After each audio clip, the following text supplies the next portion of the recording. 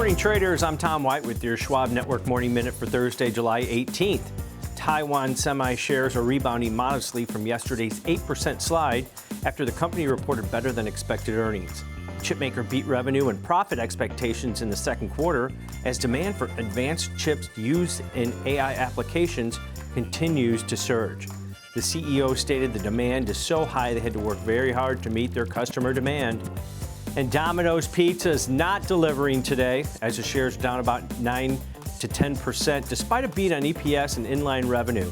Domino's U.S. same-store sales growth of 4.8% in the quarter fell just short of Wall Street's expectations, and Domino's suspended its long-term target of 1,100 global new stores after its master franchisee said earlier this week it was closing low-volume stores.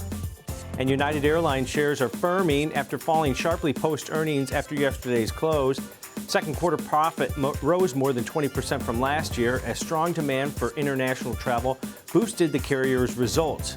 But its third quarter forecast came in shy of estimates as an oversupply of flights weighs on fares domestically. Be sure to download the Schwab Network app and watch 24/7 on schwabnetwork.com.